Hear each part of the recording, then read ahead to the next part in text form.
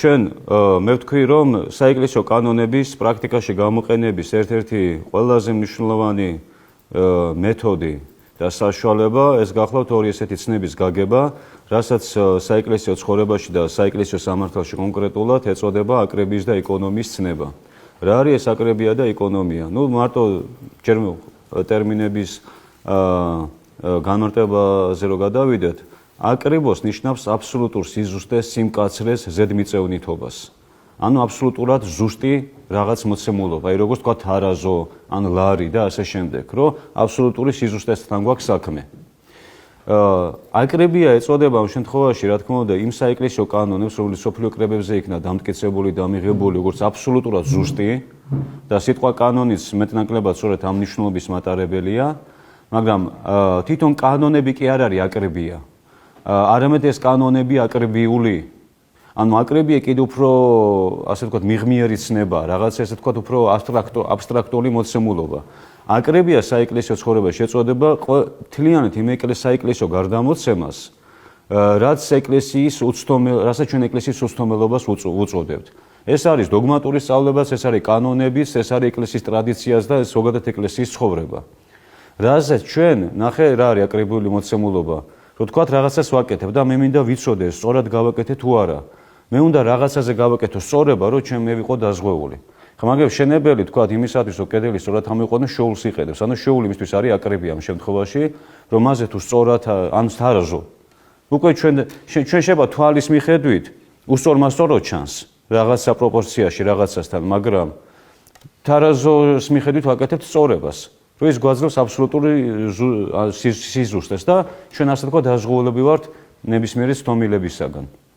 შესაბამისად, აკრებიული კანონები იმას ნიშნავს ეკლესიისა, რომ სამომავლოდ ეკლესია თუ რაიმე კანონებს მიიღებს ან იცხოვრებს, ეს კანონები ამ კანონებთან მოვიდეს სწორებაში. მაგრამ იქამდე ვიდრე ამ კანონებთან მოვარ მე სწორებაში, რაც სოფლიო კრებებმა მიიღო, აქ უკვე მნიშვნელოვანი თვითონ ამ კანონების სწორება გავიგო როგორაა აკრებიასთან. და მათი პრაქტიკაში გამოყენება როგორ ხდებოდა. შესაბამისად აქ ჩნდება ეგრეთ წოდებული ეკონომიის ცნება. რაც შეეხება ეკონომიის ცნებას, სხვადასხვა განმარტება არსებობს ეკონომიის, მაგრამ ძირეული განმარტება რა არის? სიტყვასიტყვით რომ განმარტოთ სიტყვა ეკონომია, წევან უკვე საუბრობდით ამაზე, ორი სიტყვისაგან შედგება იკოს, იკია და ნომოსი. იკოს, იკია ნიშნავს სახლს, ნომოს ნიშნავს რჯულს, მერჯულეს. ჩვენ თქვით, რომ სახელმწიფო კანონებს რჯული, ანუ ნომოსები ეწოდება. ანუ ვინც სახლს განაგებს, ანუ განმართავ, უკვე მნე, ძველ ქართულში რასაც ეწოდება. რუსულში ესეც ითარგმნება, დამასტრაიწელსტვა. ანუ სახლის გამგებლობა. მაგრამ თეოლოგიაში და მით უმეტეს საეკლესიო სამართალში ეკონომია ქართულად როგორ გაიგება, როგორც განგებულება. და რატო ქვია განგებულება, რომ ღვთისმეტყველებაში პირველი ეკონომია და ყველაზე თავისი ნამდვილი გაგებით ეკონომია ეწოდება თავად მაცხოვრის განკაცებას. განგებულება.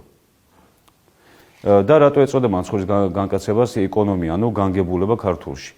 აი ჩვენ საიდუმლო ლოცვებშიც კი აი წირვის დროს ვკითხულობთ, იქ მეორე ევქარისტიულ ლოცვაში წერია და განგებულებით ამით მოგვისყიდა ჩვენ სოდვისაგან და ბერძნულში წერია ეკონომია. ანუ რატო ეწოდება? რომ ღმერთი გახდა ადამიანი, რაც ფაქტობრივად სამყარო ბუნებისათვის ყოველად ასე ვთქვათ შეუთავსებელი ერთის ხრივ. ესეთი დაკნინება, ესეთი ვთქვათ, რომ ღმერთი რომელიც ერთის ხრივ ყოველად მიუწვდომელია და შემოსაზღვრელი ადამიანი გონებით კონკრეტული ფიზიკური პირის სახით ჩნდება დედამიწაზე კონკრეტულ ისტორიულ პერიოდში. და ამიტომ ეწოდება მას განგება, რაც ადამიანის ლოგიკისათვის ბოლომდე არის მიუწვდომელი. და ძალიან სწორა სიტყვა გამოყენებული საეკლესიო კანონიკაში, აი ეს სიტყვა ეკონომია, რატო? აი როგორც საღვთო განგებას უწოდებთ ისეთ მოვლენას, რასაც ადამიანის ლოგიკა ბოლომდე ვერ ჩაწვდება და ვერ ამოხსნეს, უბრალოდ ჩვენ გვჯერა ვიღებთ ამას როგორც მოცემულობას საბოლოო ჯამში. აი ეკონომია არის ისეთი მოქმედება ეკლესიის მიერ, რომელიც ხშირ შემთხვევაში შეიძლება ბოლომდე ლოგიკით ვერ იქნას ახსნილი. უბრალოდ ჩვენ გვჯერა, რომ ეს არის სასიკეთო გადაწყვეტილება, რაზე ჩვენ წეღან ვისაუბრეთ. ანუ ეკონომია ეს არის კეთილი მოქმედება. და ვისთვის, რა დროს, რა მოქმედება იქნება კეთილი, ჩვენ ეს არ ვიცით. ეს შეიძლება იყოს ძალიან ინდივიდუალური. ანუ ერთია რომ კანონის, დაწერილი კანონი ერთ რამეს გთავაზობს, გეუბნება რომ ეს უნდა მოიქცე. მაგრამ პრაქტიკაში ამ კანონის ზუსტად გამოყენებამ შეიძლება უფრო მეტი ზიანი მოიტანოს და ბოროტებაც აღმოჩნდეს იმ კონკრეტულ სიტუაციაში. ვიდრე მისგან დროებითი გადახოვა და სხვანაირი მიდგომა, რაც არის სიკეთის მომტანი. ამიტომ ეკონომიის საზომი, თქვა ჩვენც მოქმედებთ ეკონომიით, რა უნდა იყოს, რო ვიცოდე, რომ თქვა მე სწორად ვიქცევი თუ არ ვიქცევი სწორად. რომ ნამდვილად სიკეთის მომტანია თუ არა ჩემი ეს მოქმედება, ანუ სიკეთის მომტანი უნდა იყოს, მე უნდა ვიყო ამაში დარწმუნებული. და მხოლოდ ამის შემდეგ ეძლევა ეკონომიას ლეგიტიმაცია.